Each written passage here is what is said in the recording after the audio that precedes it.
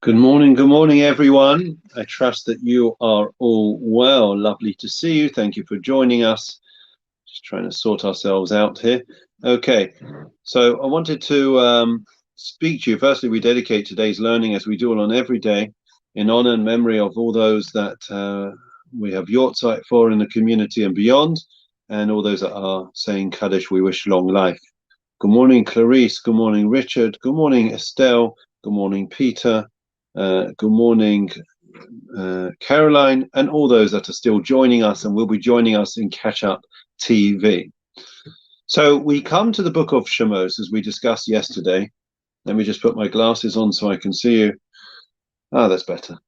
And one of the fascinating aspects is we learn some sketchy details about Moses' early life. And one of the things that we're told is, of course, that Pharaoh made a final solution, a decree to wipe out every male child because the astrologers had seen in the stars that the future savior of the Jewish people, the Redeemer who was going to take the Jewish people out of Egypt, was a male Jewish child, and he was about to be born. So they decided to throw all the male children into the river Nile.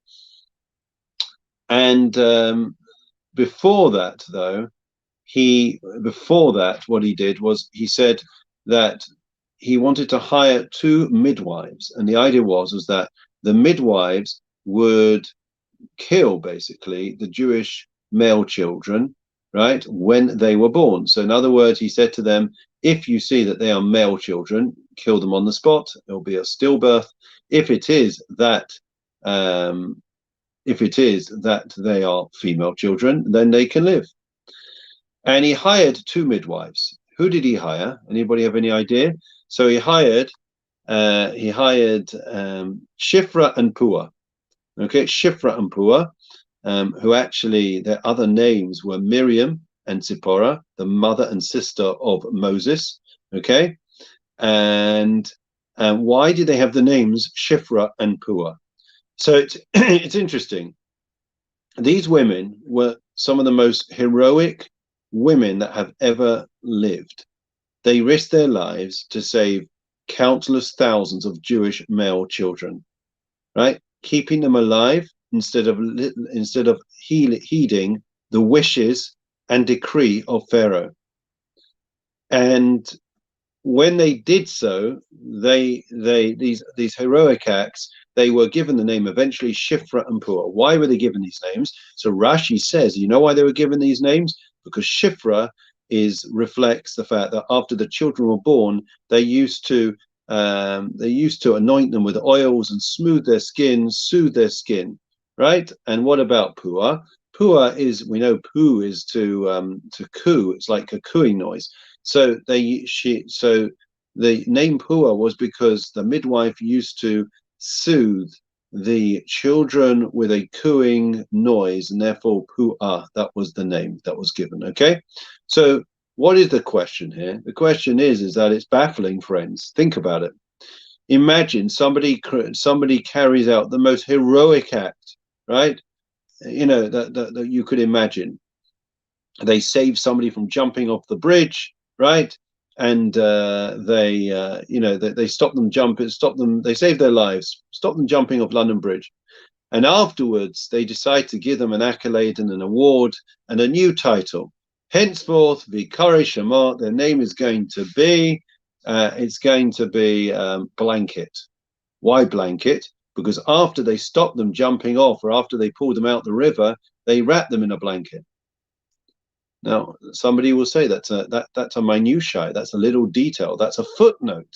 At the end of the day, the heroic act, the heroism which we want to celebrate and recognize was the act of saving the person's life. The blanket that was wrapped around them was an afterthought. It was relatively insignificant. So why is it that the midwives were given names about not the act of saving the Jewish children and performing acts of tremendous heroism and bravery, but rather names that seem to be about minutiae and details that should be a footnote, right? It shouldn't be of any significance. It was about what they did to the children afterwards. And I heard a fascinating idea. Listen to this from Rav Yitzchak Ruderman. He said apparently as follows. He says, very often when we find ourselves in extraordinarily challenging circumstances, we find the ordinary becomes extraordinary. People rise to the occasion and they perform acts of tremendous heroism, courage, and bravery, the likes of which they never did before, and very often they never will do again. It was a one moment wonder that something they had the adrenaline, they had the bit between their teeth, and they were able to perform these extraordinary acts. But very often, after they've performed that act, after they've done their part, they drift into oblivion. We never hear about them again, right? They don't carry on. And Rav Ruderman says very often it's that way in life that we do extraordinary acts of, extraordinary things, and then, we stop. We think we've done our part. Many people go on that, will bask and live, on that one story, that incredible moment in their lives, right? And they live. That's the story that they tell. That's the speech that they give. That's the TED talk that they give, right? About that incredible moment.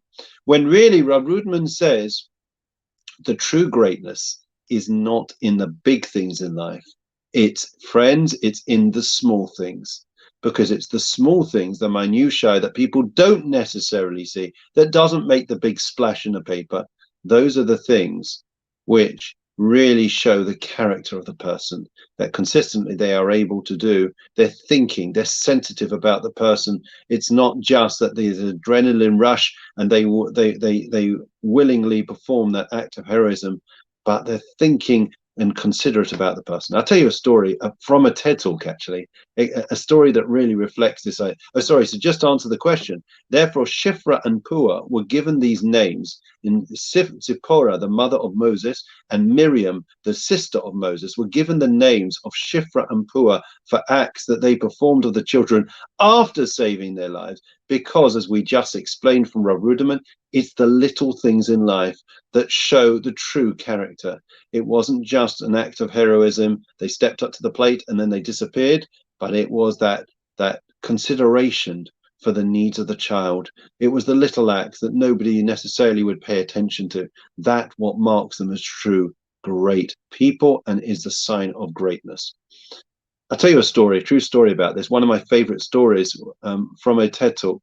There was a fireman, and he tells the story. You join up to be a fireman, and what do you want to do? You want to be the guy who saves lives. Anyways, there was a house on fire, and all the firemen are sent in, and the house is on fire, and the wife is screaming, right? And they've got the children to get out. They've got the wife to get out the house, right? And all the firemen are running in, and the captain is screaming, right, go upstairs. You got to grab the woman and bring her out, okay? And the next one comes along, right, you got 2 children up there. You need to grab the children, put them over your shoulders, and get them out as quick as possible.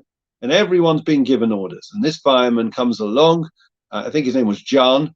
And John is waiting for his orders. He's pumped up. The adrenaline is pumping. He's ready to go in to save the world, to save the planet. This is what he's been trained for, right?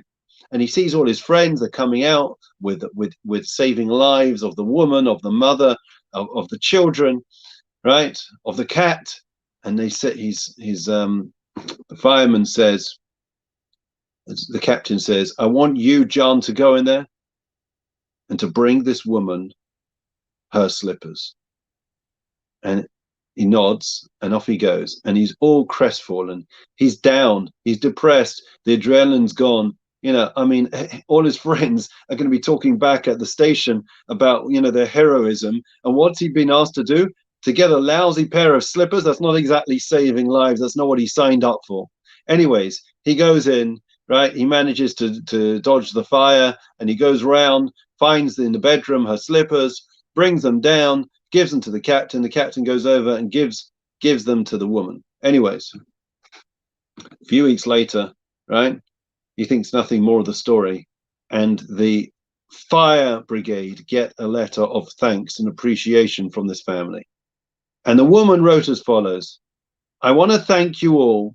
I cannot thank you enough for the way that you saved my life and the lives of my family. There are simply no words that I could possibly have or express for my gratitude for what you have done for me and my family. And then she went on to say, but most of all, I want to thank you for the guy who brought out my slippers, because it was at that moment when I had lost everything that I felt a sense of humanity.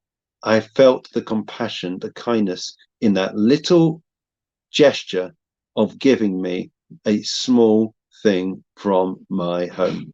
Friends, it's not the big things that count. Many people think, and we think, that it's all about being, front and center. The cameras are in front of us. The media are around us. The spotlights are on. We're at the charity do, and we're giving a big speech, or we're, commanding hundreds of people. It's simply not the case. In Judaism and in so much of life, it's all about the little things. And it's when one hears the story of some of the greatest people that ever lived, great sages, right? Sure, they did great things. Sure, they commanded hundreds of thousands of people. But it's also about those little things that manifest day in, day out, and showed that their true sincerity, integrity, and the fact that they were genuine. One final story in this regard. Good morning, Eitan, and hope you're feeling well. I know that you had your jab yesterday. Lovely to see you. One final thought, and that is the Lubavitcher Rebbe, right? He had how many people? Think about Lubavitch. Hundreds and hundreds of that, probably hundreds of thousands of followers, of admirers, from prime ministers to presidents to generals, right? Every congressman, senators, everyone came to see and get a blessing from the Rebbe. They got their dollar, they lined up, they got a blessing. You can watch on YouTube. Anyways,